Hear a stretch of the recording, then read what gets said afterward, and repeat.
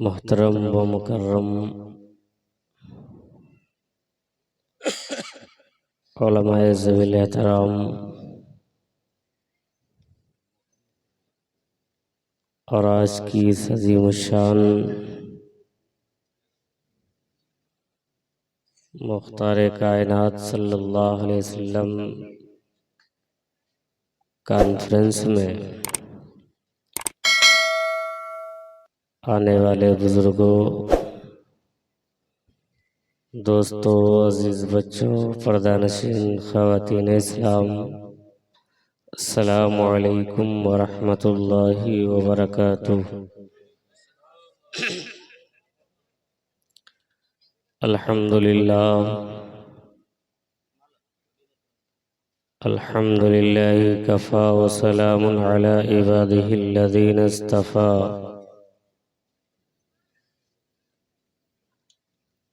अम्मा बाद फ़क़द क़ाल अल्लाहु तबारक व तआला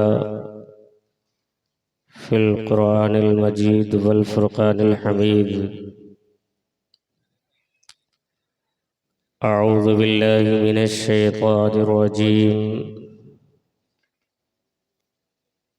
बिस्मिल्लाहिर रहमानिर रहीम।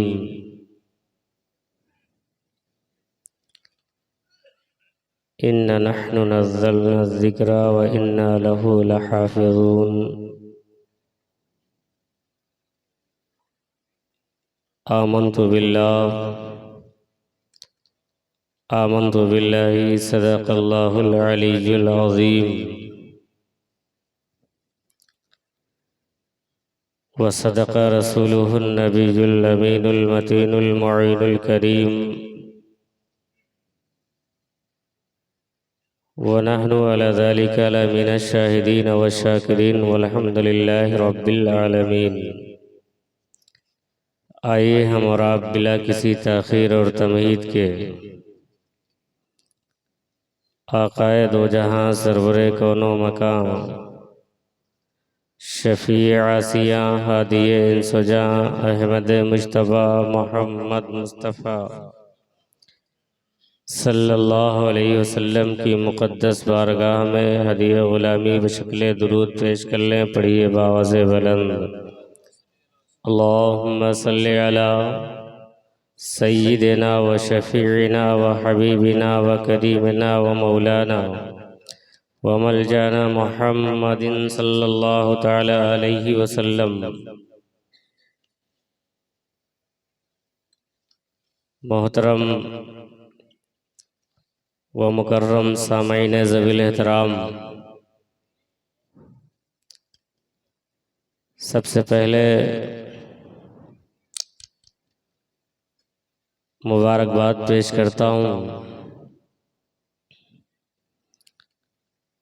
कमेटी के जुमला मेंबरान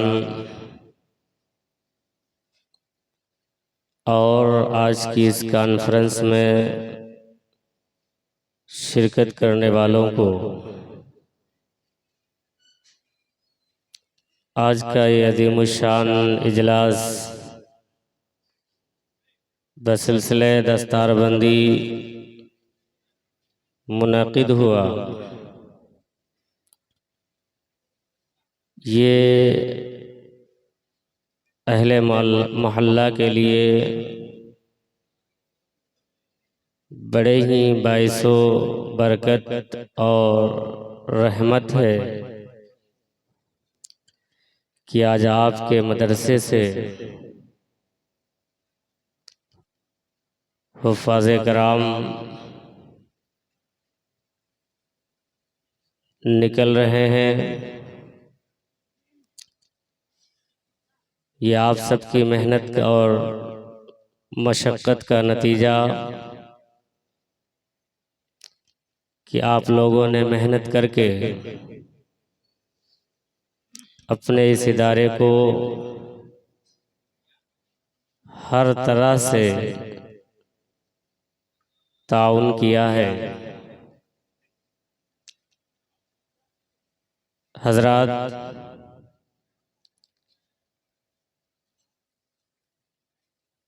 आज की जो ये महफिल है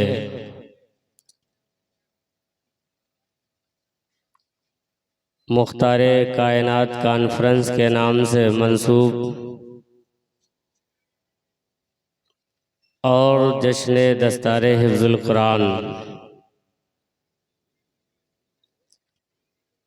इसी के मुताल्लिक मैंने कुरान मुक़द्दस की एक मशहूर आयत पढ़ने का शर्फ हासिल किया।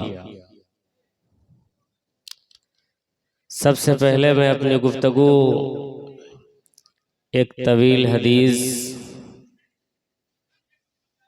से शुरू करता हूँ। हज़रात गिरामी, इस हदीस के रावी सैयदना अलीयुल मुर्तज़ा रज़ियल्लाहु ताला अन्हु हैं। हज़रत अली कहते हैं कि आक़ाए दो आलम सल्लल्लाहु अलैहि वसल्लम ने इरशाद फरमाया, अला इन्नहा सतकूनु फितनतुन, खबरदार हो जाओ, अनकरीब एक फितना उठने वाला है। आक़ाए दो आलम सल्लल्लाहु अलैहि वसल्लम इरशाद फरमाते हैं कि होशियार हो जाओ, अनकरीब एक फितना उठने वाला है। जैसे ही आक़ाए दो आलम सल्लल्लाहु अलैहि वसल्लम की ज़ुबाने अक़दस से ये कलमात निकले, हज़रत अली तड़प गए और अर्ज़ करते हैं, मल मखरजु मिन्हा या रसूल अल्लाह, या रसूल अल्लाह सल्लल्लाहु अलैहि वसल्लम, आपकी ज़ुबाने मुक़द्दस से जो ये कलिमात निकले हैं तो ये बात तो तय है कि फितना ये उठकर ही रहेगा। तो या रसूल अल्लाह, अगर बदकिस्मती से हमारे ज़माने में ये फितना उठ गया तो या रसूल अल्लाह, उस फितने से निकलने का रास्ता क्या है? ज़रा ईमान देखिए अली, हज़रत अली रज़ियल्लाहु ताला अन्हु का, और हम और आप अपना ईमान का मुहासिबा करें। हज़रत अली किसी किस्म का कोई सवाल नहीं करते हैं कि या रसूल अल्लाह कब उठेगा फितना, या रसूल अल्लाह उस फितने की नौइयत क्या होगी, वो फितना कैसा होगा, कोई सवाल नहीं करते। बस कहते हैं या रसूल अल्लाह आपकी ज़ुबान से निकला है तो ये फितना उठकर ही रहेगा। तो या रसूल अल्लाह मल मखरजु मिन्हा, या रसूल अल्लाह इस फितने से निकलने का रास्ता तो बता दीजिए। तो अब सुनिए, मेरे आका सल्लल्लाहु अलैहि वसल्लम ने फरमाया, अली इस फितने से निकलने का एक ही रास्ता है, वो क्या? किताबुल्लाह, किताबुल्लाह। हज़रत आक़ाए दो आलम सल्लल्लाहु अलैहि वसल्लम ने इरशाद फरमाया कि अली उस फितने से बचने का एक ही रास्ता है, वो क्या है? वो अल्लाह की किताब यानी कुरान मुक़द्दस है। अब जरा इस कुरान की शान सुन लीजिए। इस कुरान की शान क्या है? मेरे आका सल्लल्लाहु अलैहि वसल्लम इरशाद फरमाते हैं, फीही नबउ मा क़ब्लकुम व ख़बरु मा बअदकुम व हुक्मु मा बैनकुम हुवल फ़स्लु लैसा बिल हज़ल। आक़ाए दो आलम सल्लल्लाहु अलैहि वसल्लम ने इरशाद फरमाया, ए अली, इस किताब की शान ये है कि इस किताब में तुमसे पहले वालों का भी बयान है। इस किताब में, कुरान मुक़द्दस में, तुमसे बाद में आने वालों का बयान है, और जो इस वक्त तुम सबके दरमियान चल रहा है इसका भी इस किताब के अंदर बयान है। अब आगे मेरे आका सल्लल्लाहु अलैहि वसल्लम इरशाद फरमाते हैं, हुवल फस्लु लैसा बिल हज़ल, ए अली सुनो, ये फैसला करने वाली किताब है, कोई हंसी मजाक नहीं। अब जरा आप अंदाजा कीजिए, आज हमारे फैसले कौन करता है, आज हमारे फैसले कौन कर रहा है। मैं थोड़ी देर के लिए आपका जहन इधर मुतवज्जे करना चाहता हूं कि ऐ मेरे मिल्लत के नौजवानों, आपका जो मसला और आपका जो फैसला इस वक्त हल किया जा रहा है, वो फैसला कौन कर रहा है? वो फैसला नेता कर रहा है, जिसे खुद पता ही नहीं है कि कुरान और हदीस का इल्म उसके पता नहीं कि किस तरीके से फैसला किया जाएगा। तो आप जरा अंदाजा कीजिए, जिस कौम के बारे में मेरे आका सल्लल्लाहु अलैहि वसल्लम ये फरमाए कि ये कुरान ये फैसला करने वाली किताब है, इसी को जरा कुरान ने किस अंदाज से बयान किया है। गालिबन सूरह तारिक की आयत करीमा है। अल्लाह फरमाता है, इन्नहु लक़ौलुन फ़स्लुन वमा हुआ बिल हज़ल। ऐ लोगों, ऐ मेरे बंदो, ये अल्लाह की किताब ये फैसला करने वाली किताब है, कोई हंसी और मजाक नहीं। इसका मतलब ये हुआ कि आगे चल करके कोई हंसी मजाक बनाएगा जभी तो अल्लाह कह रहा है। मैं अपने उलमाए कराम की तवज्जो चाहता हूँ कि आप लोगों की मौजूदगी में मैं आपसे अर्ज करना चाहता हूँ, जरा कोई ये कह सकता है कि कुरान करीम का एक लफ्ज भी बेमाना है? माज़अल्लाह, एक नुक्ता भी नहीं। आप जरा सुनो, अल्लाह कहता है कि ये किताब फैसला करने वाली है, कोई हंसी और मजाक नहीं। तो आप जरा ये अंदाजा कीजिए, कुरान ये क्यों कह रहा है कि कोई हंसी मजाक नहीं? इसका मतलब ये है कि लोग इसको हंसी और मजाक बनाएंगे। कैसे हंसी मजाक बनाया, जरा सुन लीजिए। अरे कोई अपने बाप की झूठी कसम नहीं खाता है कि कहीं मेरा बाप मर न जाए, कहीं बेटे की झूठी कसम नहीं खाता है, जबकि ये सारी कसमें यमीने लगो है। मगर सुनो, सुबह उठते ही कुरान की कसम, ऐ मेरे अल्लाह के बंदो, ये बताओ, अगर मुसलमान इसकी झूठी कसम खाएगा और हर कोई जो भी उठता है कहता है कुरान की कसम, आप जरा बताओ ये कुरान के साथ मजाक है या नहीं है? मैं आपसे पूछना चाहता हूँ, चाहे ट्रिपल तलाक का मसला हो, चाहे पर्दे का इशू हो, हुकूमत ने दखल अंदाजी बाद में की है, पहले हम लोगों ने हुकूमत का दरवाजा खटखटाया है। आप जरा अंदाजा तो कीजिए।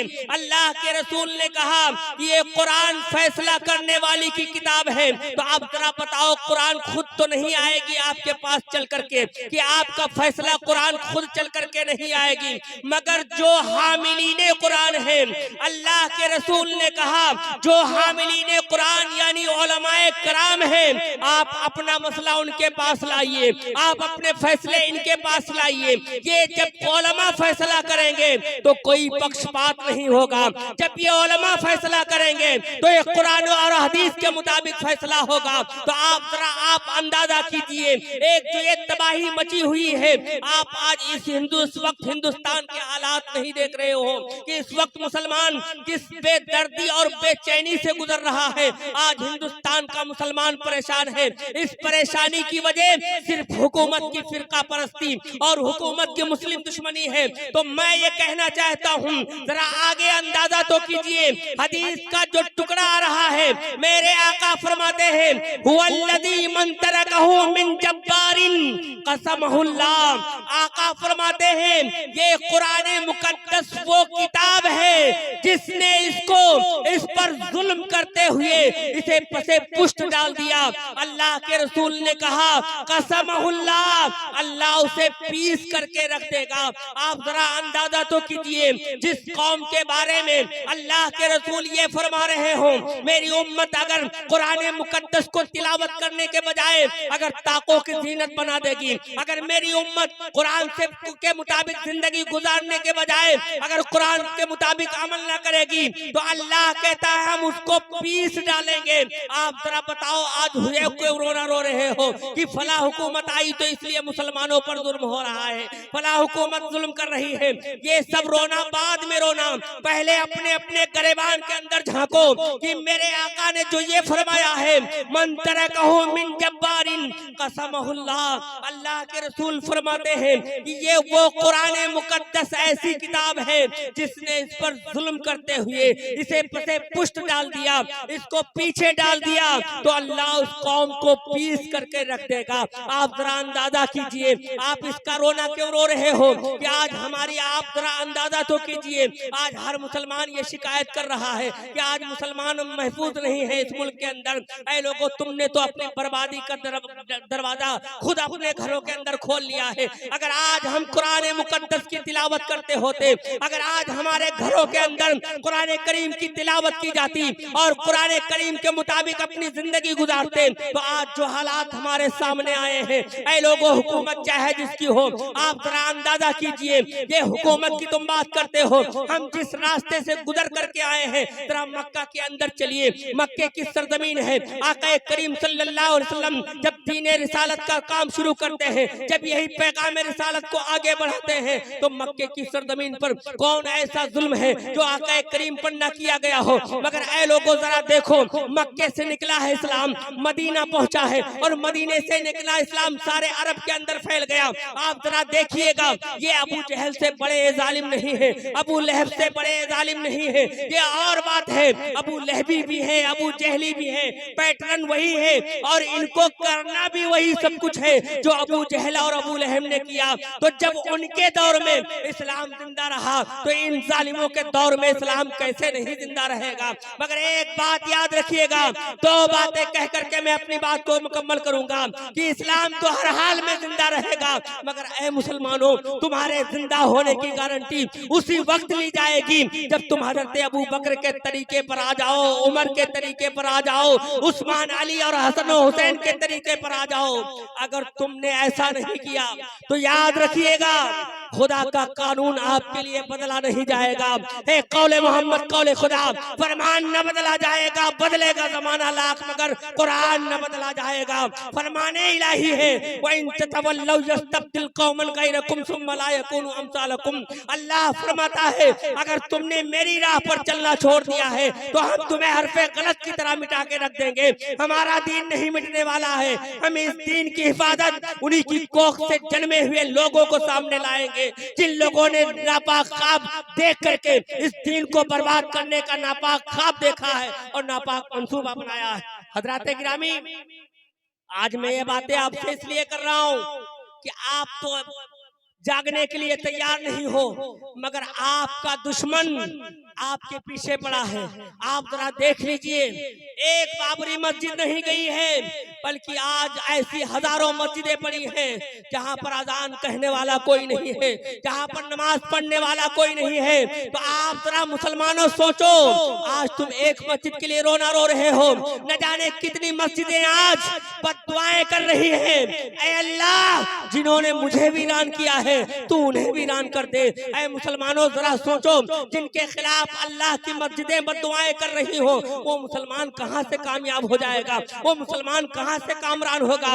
मैं ये अर्ज कर रहा था कि अल्लाह के रसूल ने जो कुरान के मुताल्लिक फरमाया कि ये कुरान ऐसी मुकद्दस किताब है कि अगर कोई इस पर जुल्म करेगा तो अल्लाह उसे पीस के रख देगा। तो आप जरा सोचो, कुरान पर तुम जुल्म कैसे करोगे, कैसे जुल्म कर रहे हो। आज कुरान हमारे घर के अंदर है, और घर के अंदर ना तो बाप तिलावत कर रहा है, ना तो माँ तिलावत कर रही है, ना तो बेटी और बेटे तिलावत कर रहे हैं। आप जरा बताओगे, जब ये हालात है तो आप हम बताएं कि आपके सामने बतलाएं क्या हम लोग इसी पर राजी है? क्या हम लोग कत्लो खून पर राजी है, गाली गुलूज पर राजी है? आखिर मुसलमानों, इस्लाम की पहचान किसके जरिए से होगी? एक बात याद रखिएगा, खेत की पहचान किसान से होती है, रोड और मकान की पहचान इंजीनियर से होती है, मरीज के सेहत की पहचान डॉक्टर और हॉस्पिटल से होती है, और इस्लाम की पहचान मुसलमान से होती है। मुसलमान ही नहीं रहेगा तो इस्लाम पहचाना कहाँ से जाएगा? तो ऐसा नहीं है कि दुनिया में मुसलमान नहीं है, आज पूरी दुनिया में मुसलमान नंबर 2 पर आते हैं आदती एतबार से। पूरी दुनिया के अंदर सबसे ज्यादा ईसाई पाए जाते हैं, उसके बाद इस दुनिया के अंदर सबसे ज्यादा जो कौम पाई जाती है वो कौम मुस्लिम है। आप जरा बताओ, हजरत ईसा अलैहिस्सलाम इरशाद फरमाते हैं कि दरख्त अपने फल से पहचाना जाता है। फल बताता है कि दरख्त की तासीर क्या है, फल बताता है कि दरख्त कितना अच्छा है। आज हम लोगों ने इस्लाम की पहचान कैसे करवाई है? वो जमाने में मुअज़्ज़ज़ थे मुसलमान होकर, आज हम खार हुए तारिक कुरान होकर। मनफात एक है इस कौम की, नुकसान भी एक ही सबका नबी, दीन भी, ईमान भी एक, हरमे पाक भी, अल्लाह भी, कुरान भी एक। कुछ बड़ी बात थी होते जो मुसलमान भी एक। फिरका बंदी है कहीं और कहीं जाते हैं, क्या जमाने में पनपने की यही बातें हैं? किसी एक जायज से वहदे गुलामी कर लो, मिल्लत अहमद मुरसल को मुकामी कर लो। हो नए फूल तो बुलबुल का तरन्नुम भी ना हो, चमने दहर में कलियों का तबस्सुम भी ना हो, और नए साकी हो तो फिर माँ भी ना हो, खम भी ना हो, और बज़्म तौहीद भी दुनिया में ना हो, तुम भी ना हो। खैमा अफलाक का इस्तादा इसी नाम से है, नब्ज़ हस्ती तपिश आमादा इसी नाम से है। कुव्वत इश्क से हर पस्त को बाला कर दे, दहर में इसमें मोहम्मद से उजाला कर दे, और की मोहम्मद से वफा तूने तो हम तेरे हैं। ये जहाँ चीज है क्या लौह कलम तेरे। मुसलमानों, इस चीज को अच्छी तरह से समझो।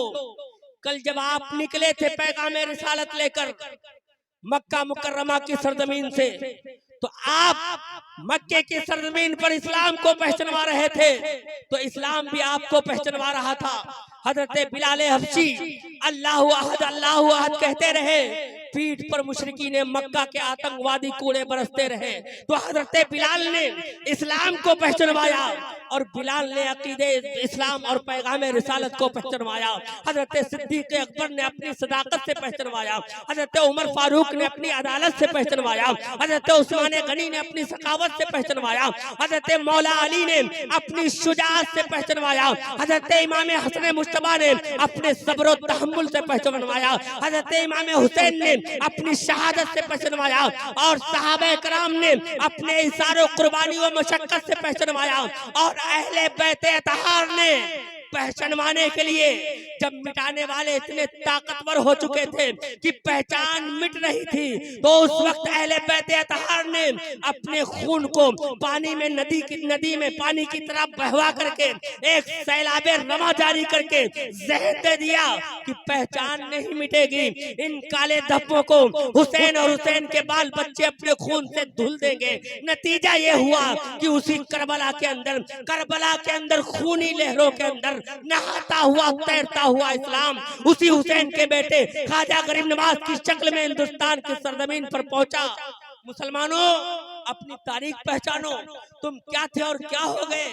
आज कल जब तुम मक्के में मुसीबतें उठा रहे थे, तो कुरान आपको सब्र और शकीब की ताकत दे रहा था। जालिमों के बारे में भी कुरान करीम उनका अंजाम बतला रहा था, और साबिरों के बारे में भी उनका अंजाम बतला रहा था। वल्लाहु ला यहदिल कौमिज़ ज़ालिमीन, अल्लाह कहता है हम जालिमों को हिदायत नहीं देते। इन्नल्लाह मअस साबिरीन, और हम साबिरों का कभी साथ नहीं छोड़ते। अब जरा देखिएगा, मैं ये अर्ज कर रहा था कि ऐ लोगों, कुरान मुकद्दस ये कैसी मुकद्दस किताब है। आप जरा आका फरमाते हैं ये ऐसी किताब है ला तनक़ज़ी अजाइबुहु, ये वो मुकद्दस किताब है जिसके अजायबात कभी खत्म नहीं होंगे। रोजाना इसकी नई नई शक्लें, रोजाना इसके नई नए तराजिम और मफहूम आते रहेंगे। आप जरा देखिएगा, ज़माने रिसालत से लेकर के अभी तक मुफस्सिरीन इसकी तफसीर लिखते रहे हैं, तो क्या आज तफसीर लिखना बंद हो गया है? नहीं, बल्कि तफसीरें आज भी लिखी जा रही हैं और क़यामत तक लिखी जा रही हैं। मगर जब पढ़ते हैं उलमाए कराम, मगर एक टुकड़ा और सुन लीजिए, मेरे आका फरमाते हैं ये ऐसी किताब है ला यशबउ मिनहुल उलमा, जिससे उलमा कभी शेर नहीं होंगे। आप जरा अंदाजा कीजिए, उलमाए कराम ने अपनी पूरी जिंदगी खपा दी है कुरान मुकद्दस को पढ़ने और पढ़ाने में, मगर जब उनसे पूछिएगा हजरत अब तो थक गए हो गए कुरान पढ़ते पढ़ते, कहते हैं नहीं जी, जब ये पढ़ता हूँ कुरान मुकद्दस तो रोजाना एक नई चीज मिलती है, रोजाना एक नई शान, कुल्ल यौमिन हुआ फी शान, हर रोज एक नई चीज हमें मिलती है। आप जरा आगे कहिएगा कि आप लोगों लोगों के लिए कुरान में क्या है? तो मेरे आका फरमाते हैं ये कुरान मुकद्दस ऐसी किताब है ला युखलतु अनिर रद, ये बार बार दोहराया जाने से इस पर पुरानापन तारी नहीं होता है। ऐ लोगों जरा देखिएगा कुरान मुकद्दस, इसमें ऐसे लोग होंगे जो 40 या 50 साल से तरावी के अंदर कुरान करीम सुन रहे होंगे, मगर आप जरा उनसे पूछिएगा कि ऐ मोहल्ले वालों, अब तो तुम कुरान सुनते सुनते थक गए होगे, अब जरा कुछ और सुन लो, तो कहेंगे कैसी बात कर रहे हो मौलाना, कैसी बात कर रहे हो? वो 56 साल का बूढ़ा वो भी कहेगा हजरत इमाम साहब ऐसा हाफिज लाइएगा कि इंसान मजा आ जाए। आप जरा अंदाजा तो कीजिए, कुरान मुकद्दस हर किताब से पढ़ते पढ़ते इंसान थक जाता है, मगर कुरान जब एक ऐसा समंदर है जो इसको जितना इसके अंदर जाता है उसको उतना अंदर मजा आता है, जो जितना इसकी गहराई में उतरेगा उसका इल्म उतना ही निखार पैदा करेगा। तो जरा अंदाजा कीजिए, उलमाए ने अपनी पूरी जिंदगी खपा दी है कुरान मुकद्दस के पढ़ने और पढ़ाने में, मगर वो थके नहीं है। इसलिए कि खुसरू ने कहा था, खुसरू दरिया प्रेम का उल्टी वाकी धार, जो उतरा वो डूब गया, जो डूबा वो पार। ये कुरान करीम एक ऐसा समंदर है जो इसके अंदर उतरेगा तो और उतरना चाहेगा, और जो और उतरेगा, जो जितना डूबेगा वो उतना पार होता चला जाएगा। मगर आप जरा आखिरी टुकड़ा सुनिएगा, मेरे आका फरमाते हैं ये ऐसी मुकद्दस किताब है ला तनकज़ी अजाइबुहु, इसके अजाइबात कभी खत्म ना होंगे। आप जरा अंदाजा कीजिए, मैं यहाँ रुक करके आप लोगों से मौजू से मुनासिबत है इसलिए आप लोगों के सामने वो बातें भी रख रहा हूँ। आप जरा अंदाजा कीजिए, अल्लाह रब्बुल इज्जत जब अपने नबी को भेजता है, अपने पैगंबर को भेजता है तो ऐसा मौजज़ा देता है, तो जिस जमाने का नबी होगा उस जमाने के चैलेंज का मुकाबला करेगा। आप जरा देखिएगा, हजरत मूसा अलैहिस्सलाम का दौर है, मूसा अलैहिस्सलाम के जमाने में जादूगरी उरूज पर पहुंच गई थी, तो अल्लाह ने अपने नबी मूसा को एक ऐसा मौजज़ा दिया जो उस जमाने को चैलेंज कर दिया। वो ऐसा माहौल था उस वक्त कि हर घर में जादूगर, बल्कि ऐसे जादूगर कि वो उनके अजदहे बनते थे, वो 2 मिनट में अजदहा बना देते थे, सांप बन जाता था। और जब वो ऐसे ऐसे जादूगर पैदा हुए तो अल्लाह ने अपने हबीब को, अपने नबी मूसा को ऐसा मौजज़ा दिया, वो मौजज़ा उस जमाने का चैलेंज करता है। और मूसा अलैहिस्सलाम जब देखते हैं जादूगरों को तो फितरत इंसानी की बुनियाद पर थोड़ी देर सोचते हैं, उसके बाद अल्लाह वही फरमाता है, ऐ मेरे नबी मूसा आप घबराते क्यों हो? फालकाहा फैज़ा हिया हय्यतुन तसा, ये जो आपके हाथ में असा है ना, इसे मारो जमीन पर। जैसे मूसा अलैहिस्सलाम अपनी छड़ी को जमीन पर मारते हैं वो अजदहा बन जाता है और सारे सांपों को निगल लेता है। अब जब सारे सांपों को निगल गया वो अजदहा, सारे सांपों को निगलने के बाद अब मूसा अलैहिस्सलाम फिर सोचते हैं, फितरत इंसान की बुनियाद पर, फितरत बशरी की बुनियाद पर मूसा अलैहिस्सलाम ने सोचा अब तो ये अजदहा बन गया है, अब इसको पकड़े कैसे? अब जरा सोचो, सोच ही रहे थे, मगर मेरे रब ने फरमाया खुज़हा ला तखफ सनुईदुहा सिरतल उला, ऐ मूसा डरो ना, बल्कि इसको आप पकड़ो तो हम इसको पहले ही जैसा बना देंगे, पहली सीरत पर इसको पलटा देंगे। अब मूसा अलैहिस्सलाम जैसे हाथ बढ़ाते हैं फौरन वो अजदहा था बल्कि वो असा बन गया। आप जरा अंदाजा कीजिए, तो अल्लाह ने जिस नबी को जिस जमाने में भेजा तो उसको एक ऐसा मौजज़ा दिया, और मौजज़ा होता ही इसीलिए है कि उस जमाने का जो गुरूर होता है उसको उस नबी अपने मौजज़े के लिए तोड़ता है। अब जरा आ जाइए, ईसा अलैहिस्सलाम का जमाना है, ईसा अलैहिस्सलाम के जमाने में ऐसा उस वक्त हाल ये था कि हर घर में हकीम, हर घर में उस जमाने के अंदर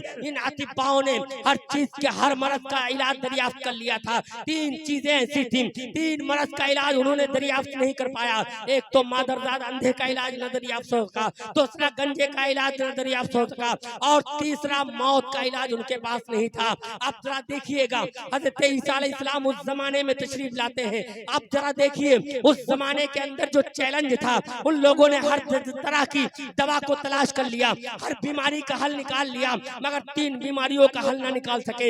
एक तो मादरजात जो अंधा होता था उसको वो शिफा नहीं दे पाते थे, दूसरा वो जो कोढ़ी होता था उसको शिफा नहीं दे पाते थे, तीसरा मौत के पास उनका कोई इलाज, मौत का उनके पास कोई इलाज नहीं था। अब सुनो, जब अल्लाह ने अपने नबी को ईसा अलैहिस्सलाम को भेजा और ईसा अलैहिस्सलाम ने आकर के उस जमाने में चैलेंज किया कि ऐ लोगों सुनो, तुमने हर मर्ज का इलाज दरियाफ्त कर लिया है, आओ मेरे पास, मैं अल्लाह का नबी हूँ, मैं तुमसे से कहता हूँ, मैं इन तीनों का इलाज मेरे पास है। मैं मुर्दों को जिंदा करता हूँ। मैं मादरजाद अना उबरिहुल अकमहा वल अबरसा व उहिल मौत बिइज़्निल्लाह। सुनो, मैं अल्लाह का नबी हूँ, आओ मेरे पास। मुझे अल्लाह ने वो ताकत दी है कि मैं मादरजाद अंधे को भी शिफा देता हूँ, मैं कोढ़ी को भी शिफा देता हूँ, और मैं मुर्दों को भी ठोकर से अल्लाह का हुक्म से जिंदा कर देता हूँ। अब जरा देखिएगा, उस जमाने का चैलेंज ईसा अलैहिस्सलाम ने उस जमाने को चैलेंज कर दिया, और आपने उस जमाने को अपने मौजज़े के जरिए जो चैलेंज किया, अल्लाह ने आपको फतेह दे दी। मगर सुनो, अब मेरे नबी को अल्लाह ने किसी एक असर के लिए नबी बनाकर नहीं भेजा, किसी एक खित्ते के लिए नहीं, बल्कि कयामत तक के लिए। कुल या अय्युहन्नास इन्नी रसूलुल्लाह इलैकुम जमीआ। ऐ मेरे हबीब, जख्म खुर्दा इंसानियत के तबीब, आप ऐलान कर दीजिए कि मैं सारी कायनात के लिए अल्लाह का रसूल बनकर तशरीफ लाया हूँ। सारे नए बशर के लिए मेरा पैगाम है। आप जरा सुनो, तो जब नबी, ऐसा नहीं है कि ईसा अलैहिस्सलाम नबी नहीं, ईसा अलैहिस्सलाम आज भी नबी है, मगर उनका ज़माने नबूवत खत्म हो गया। मूसा अलैहिस्सलाम आज भी नबी है, मगर उनका ज़माने नबूवत खत्म हो गया। मगर सुनो, अल्लाह ने मेरे नबी को ऐसा मौजज़ा, ऐसे दो मौजज़े दिए। एक तो मेराज ऐसा मौजज़ा है जो हर जिसमें हर ज़माने का चैलेंज है, और सुनो, एक कुरान मुकद्दस है जिसके अंदर आप खंगालो कुरान मुकद्दस को, तिलावत करके और पढ़ करके देखो, कुरान का चैलेंज है, वला रतबिन वला याबिसिन इल्ला फी किताबिन मुबीन। कोई कुछ तरह ऐसा नहीं जो कुरान मुकद्दस में मौजूद ना हो। कुरान का चैलेंज है, तिब्यानन लिकुल्लि शैइन, हर चीज का वाज़ेह बयान है। कुरान का चैलेंज है, लिज़ालिकल किताबु ला रैब फी, इसमें कोई शक नहीं है। आप जरा देखिएगा, मैं दो मौजज़े हैं, एक तो मेराज है और दूसरा कुरान मुकद्दस। अब जरा मेराज पर आ जाइए। मेराज एक ऐसा मौजज़ा अल्लाह ने अपने महबूब को दिया कि आज दुनिया सबसे ज्यादा किस में तरक्की कर रही है, वो रफ्तार में तरक्की कर रही है। और ऐ लोगों, एक बात और सुन लीजिए, और जितनी तरक्की इस दुनिया ने की है वो सब 1400 साल के अंदर की तरक्की है। इससे पहले आप चले जाइए, दुनिया तो हजारों साल से है ना, कई हजार सालों से दुनिया कायम है, मगर इस दुनिया ने सबसे ज्यादा तरक्की आक़ा करीम सल्लल्लाहु अलैहि वसल्लम की आमद के बाद 1400 साल के अंदर इसकी जो तरक्की है, आप जरा अंदाजा कीजिए। 1400 साल पीछे चलिए, क्या उस जमाने के अंदर ट्रेन थी? नहीं थी। हवाई जहाज था? नहीं था। मोबाइल था? कोई चीज नहीं। इलेक्ट्रॉनिक का कोई वजूद नहीं था। ये तो मेरे नबी का मौजज़ा है कि इस वक्त दुनिया ने जितनी तरक्की की है, उस तरक्की में सबसे ज्यादा तरक्की किस चीज की है? रफ्तार की। आज यहाँ आप बैठे हो, अभी लखनऊ पहुंच जाओगे, उस जमाने के अंदर तो कोई ऐसी चीज इजाद नहीं हुई थी। ये भी मेरे नबी का मौजज़ा है कि जितनी तरक्की मेरे नबी के जमाने में इस दुनिया ने की है, किसी नबी के जमाने में वो तरक्की नहीं की। तो मैं जो अर्ज करना चाहता हूँ कि अल्लाह ने जो मेराज में मेरे आका को जो रफ्तार अता की थी, अरे ये दुनिया आज चैल कह रही है दुनिया कि मैं अभी वो ट्रेन लाऊंगा, अभी बुलेट ट्रेन लाऊंगा, अभी स्काई ट्रेन लाऊंगा। ये दुनिया रफ्तार में, ये जहाज से दिल्ली जाने में कितना वक्त लगता है, आप जरा देखो इस दुनिया ने कितनी तरक्की कर ली है, रफ्तार में ये दुनिया कितनी आगे बढ़ गई। मगर ऐ मुसलमानों, जो रफ्तार अल्लाह ने मेरे आका को मेराज में अता कर दिया था, ये दुनिया लाख तरक्की करती रहे, उस मेराज की रफ्तार की गर्दे धूल को ये दुनिया नहीं पहुंच सकती है। तो ऐ लोगों, जरा मेराज का जो वो अल्लाह ने मेराज में रफ्तार मेरे आका को अता की थी, वो रफ्तार जरा देख लीजिए, वो रफ्तार कैसी रफ्तार थी। आज कितनी रफ्तार में तरक्की हो रही है, मगर वो तरक्की हमें नहीं मिल पा रही है जो मेराज में अल्लाह ने अपने हबीब को वो तरक्की दी थी कि एक पल में कहां से कहां चले गए। हजारों जिब्राइल उलझे हुए हैं गर्द मंजिल में, हजारों जिब्राइल उलझे हुए हैं गर्द मंजिल में, न जाने किस बुलंदी पर है काशाना मोहम्मद का। ऐ लोगों, जरा सोचो तो सही। मगर एक मौजज़ा तो ये हो गया, अब दूसरा मौजज़ा क्या है? वो कुरान मुकद्दस है। कुरान मुकद्दस का चैलेंज आपने सुन लिया कि कुरान वो किताब है जिसमें हर चीज का वादे बयान है। अब जरा सोचो, जो माजी में हो चुका है वो भी कुरान बयान कर रहा है, जो मुस्तकबिल में होगा वो भी कुरान बयान कर रहा है, जो हो रहा है वो भी कुरान बयान कर रहा है। मैं आपको बताऊं, ये कुरान का चैलेंज तिब्यानन लिकुल्ली शैइन, हर चीज का वादे बयान। आपको मैं एक मिसाल के जरिए समझाना चाहता हूं। अभी चंद साल की बात है, चंद साल की बात है कि अमेरिका के अंदर इमरजेंसी वार्ड के अंदर जब 2 औरतों से 2 बच्चे पैदा हुए एक साथ, ऑपरेशन के जरिए इमरजेंसी वार्ड के अंदर जब 2 बच्चों की विलादत होती है और वो 2 बच्चे इमरजेंसी वार्ड के अंदर, वो डॉक्टर को ये भूल जाता है कि किसके पेट से लड़का पैदा हुआ है और किसके पेट से लड़की पैदा हुई है। अब वो डॉक्टर हैरान परेशान है कि लड़की किसको दिया जाए और लड़का किसको दिया जाए, क्योंकि दोनों ऑपरेशन से पैदा हुए हैं। ऐ लोगों जरा सोचो तो सही, अभी कुरान के अंदर ये बता रहा हूँ कि अल्लाह ने हर चीज का बयान रखा है। अब जब इमरजेंसी वार्ड के अंदर 2 बच्चों की विलादत होती है और डॉक्टर ये भूल जाता है कि किसके पेट से बच्ची पैदा हुई और किसके पेट से बच्चा पैदा हुआ, अब वो हैरान परेशान है। तो अब जो दुनिया का सबसे बड़ा जो बोर्ड है, मेडिकल बोर्ड, उसके अंदर 11 डॉक्टर हैं, उसमें से 7 ईसाई डॉक्टर हैं,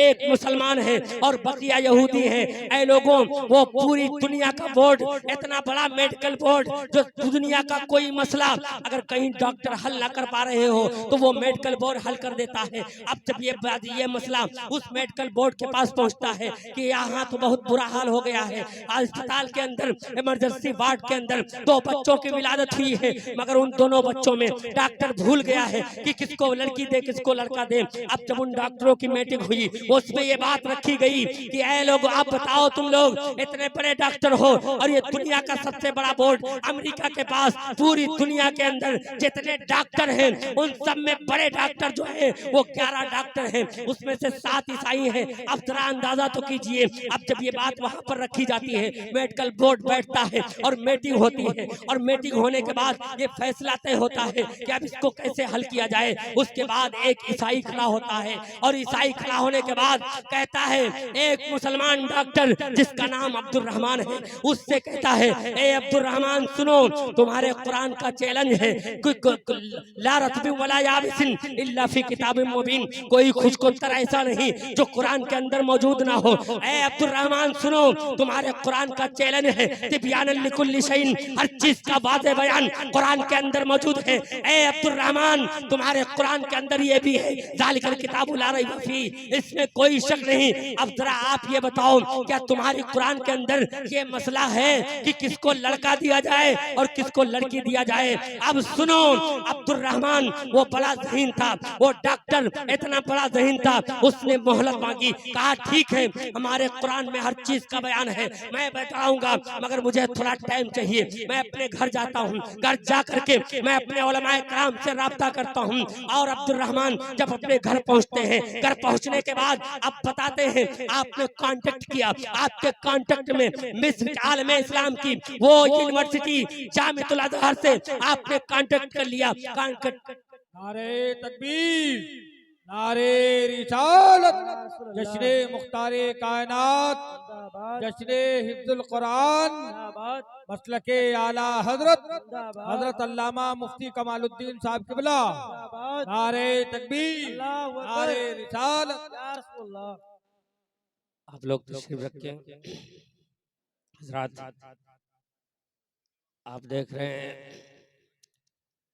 कि आज के मेहमान खुशूसी खतीब हिंदुस्तान हज़रत अल्लामा कमालुद्दीन साहब किबला सरज़मीन लखनऊ से तशरीफ ला चुके हैं।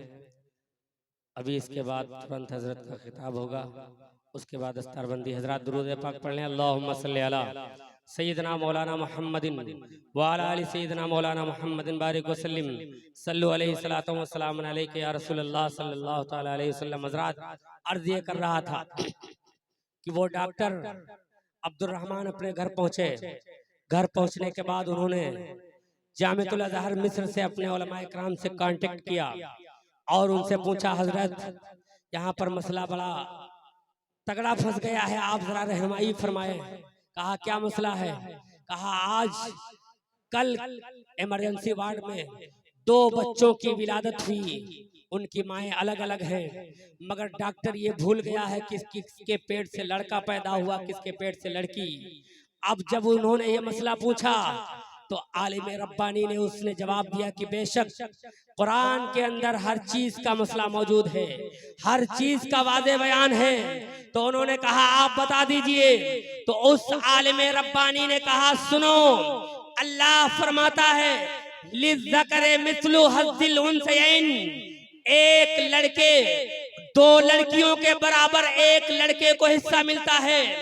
अब जरा सुनो, मसला हो गया, मसला हल हो गया कुरान की रोशनी में। अब डॉक्टरों को हुक्म दिया गया कि दोनों औरतों का दूध एक लेबोरेटरी के अंदर जमा किया जाए।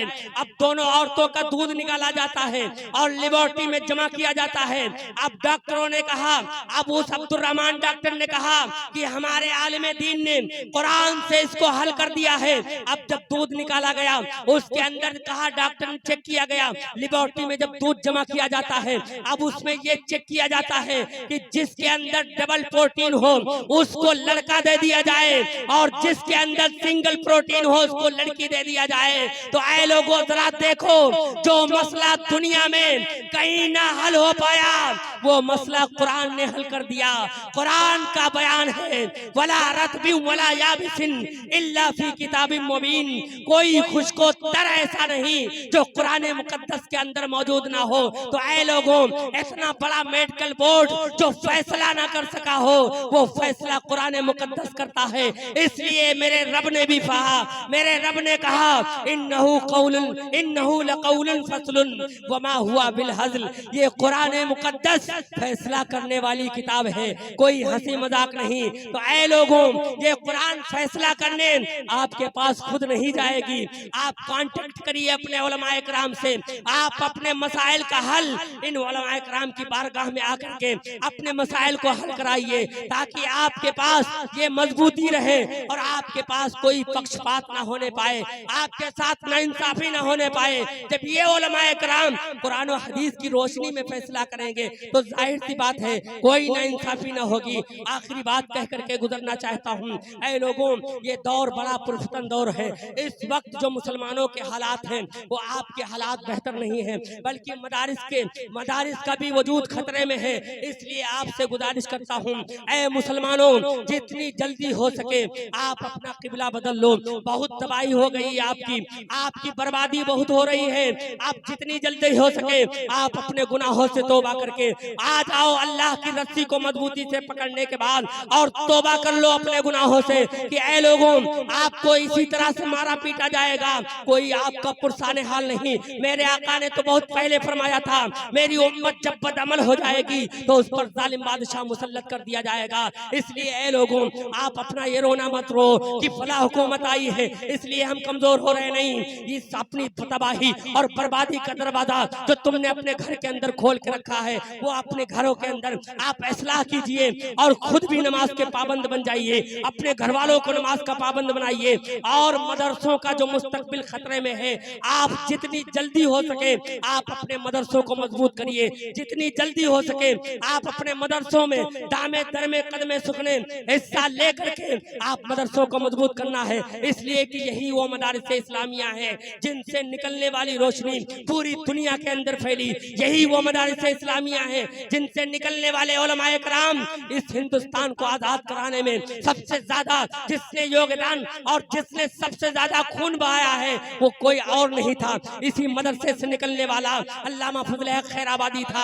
आज बड़ी तकलीफ से मैं अर्ज कर रहा हूँ और मैं हुकूमत हिंद से मैं गुजारिश कर रहा हूँ कि जितनी जल्दी हो सके आप हमारे दो आलिमों को रिहा कर दीजिए। हम मुसलमान कोई फसाद नहीं चाहते हैं, हम अमन का मुतालबा करते हैं और इस्लाम शांति का पैगाम देता है। इस्लाम के मानने वाले फसादी नहीं हो सकते हैं, इस्लाम के मानने वाले आतंकवादी नहीं हो सकते हैं। इसलिए मैं गुजरात की गवर्नमेंट से गुजारिश करता हूँ कि मुफ्ती सलमान अज़हरी और हजरत अल्लामा कमर गनी उस्मानी को जितनी जल्दी हो सके रिहा करें, वरना आए लोगों ये वो मुल्क है, इस मुल्क के लिए हमने क्या नहीं किया है, इस मुल्क के लिए हम जनरल शाहनवाज बने हैं, इस मुल्क के लिए हमने अपने वजूद को कुर्बान किया है, इस मुल्क के लिए हम हमने अपना खून पानी की तरह बहाया है, तब ये मुल्क आजाद हुआ है। इस मुल्क के लिए अल्लामा किफायत अली काफी को जब फांसी के फंदे पर चढ़ाया गया था तो उस वक्त पूछा गया था कि आपकी आखिरी ख्वाहिश क्या है, तो आपने कहा था, ए जालिम अंग्रेजों सुनो,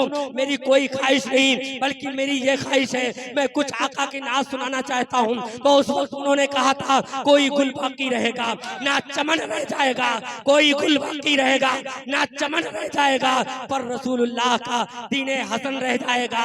और उतसो कम खात की पोशाक पर नाजा न हो, इस तने बेजान पर खाकी कफन रह जाएगा। और सब फना हो जाएंगे लेकिन वह काफी हश्र तक नाम दीने, यानी सब फना हो जाएंगे वह काफी, लेकिन हश्र तक नाम हजरत का जुबानों पर सुखन रह जाएगा। ऐ लोगों, इस मुल्क के लिए अशफाकुल्लाह ने फैजाबाद की जेल में ये कह के हुए आखिरी सांस ली थी, कुछ आरजू नहीं है, बस आरजू है इतनी, खाके वतन की मिट्टी रख दे कोई कफन में। तब ये मुल्क आजाद हुआ था। इस मुल्क की आजादी के लिए 1800 उलमा इस्लाम ने फांसी के फंदे को चूमा था, तब ये मुल्क आजाद हुआ था। मौलाना अबुल कलाम जेल में थे और उनकी बीवी बिस्तरे मर्ग पर आखिरी सांस ले रही थी। जवाहरलाल नेहरू के जरिए जब ये पैगाम मौलाना अबुल कलाम के पास पहुंचाया गया कि मौलाना अबुल कलाम अगर अपनी बीवी को देखने के लिए जाना चाहते हैं तो मैं उन्हें आजादी देता हूं, तो सुनो मुसलमानों, उस वक्त मौलाना अबुल कलाम के तारीख के जुमले क्या थे। उन्होंने कहा था कि इन जालिम अंग्रेजों से कह दो, एक तरफ मेरी बीबी बीमार है और एक तरफ मेरी माँ जिसका नाम हिंदुस्तान है, उसके हाथ और पैर में इन जालिमों ने जंजीर गुलामी की जंजीरें डाली हैं, तो मेरी माँ बीमार है। सबसे पहले मैं अपने मादरे वतन के वजूद की मेरी जिम्मेदारी बनती है। आप जरा देखो, इसलिए हमने कुर्बानी नहीं दी थी कि आज हमारी मस्जिदों को तोड़ा जाए, इसलिए हमने कुर्बानी नहीं दी थी कि आज हमारे उलमा इस्लाम को जेलों में डाला जाए। मगर मैं कहना चाहता हूँ, मैं डरने वाले हम लोग नहीं है, बहुत डराया गया है, अब डरने के नहीं, हम आगे बढ़ेंगे और आगे बढ़ करके जान जाएगी। ऐ मुस्तफा, तुम्हारे कदमों में जान जाएगी, जान है इश्क मुस्तफा, रोज फजू करे खुदा, जिसको हो दर्द का मजा और नाज़े दवा उठाए क्यों। और या रसूल अल्लाह, ये एक जान क्या है, अगर हो करोड़ों तेरे नाम पर सबको वारा करूं मैं। और या रसूल अल्लाह, आज हम मजबूर हैं मगर इतना मजबूर नहीं है, अपने मुस्तफा की इज्जत की बात आएगी। उस सलमान अज़हरी का कसूर क्या था, आका की नामोज की बात करता था, इसलिए तुमने उसको जेल में डाल दिया। ऐ लोगों, अगर उनको रिहाई न दी गई, इसलिए मैं बड़े अदब के साथ अपनी हुकूमत से, प्रधानमंत्री से लेकर के मंत्री तक, सारे मंत्रियों तक और खुसूस गुजरात हुकूमत से, ये हम सारे उलमाए कराम की तरफ से, पूरे जिला सीतापुर की तरफ से ये गुजारिश की जाती है कि हजरत मुफ्ती सलमान और हजरत अल्लामा कमर गनी उस्मानी की जितनी जल्दी हो सके आप रिहाई अता कीजिए। हम अमन चाहते हैं, हम इस मुल्क के लिए आज भी कुर्बानी देने के लिए तैयार हैं और जब तक रहेंगे हम इस मुल्क के लिए अपना तन मन धन सब कुछ कुर्बान करेंगे। इसलिए ऐ मुसलमानों, इस्लाम ये हमें सिखाता है कि अपने वतन से मोहब्बत करो, और वतन से मोहब्बत करना तो हमारे ईमान की निशानी है। तो हम इस मुल्क के लिए जितना लड़ाई हमने लड़ी है, कोई इतना नहीं लड़ा है, मगर ऐ लोगों, बड़ी तकलीफ है, आज हमको डराया जा रहा है, आज हमको धमकाया जा रहा है, जेल से डराया जा रहा है। हम डरने वाले नहीं हैं, बल्कि जान रहेगी या चली जाएगी, मगर मुस्तफा की अजमत पर आंच नहीं आने देंगे। या रसूल अल्लाह, करूं तेरे नाम पर जा फिदा, न बस एक जहां दो जहां फिदा, दो जहां से भी नहीं जी भरा, करूं क्या करोड़ों जहां नहीं। इस्लाम जिंदाबाद, हिंदुस्तान जिंदाबाद, इस्लाम जिंदाबाद। वमा अलैना इल्लल बलाग। अस्सलाम।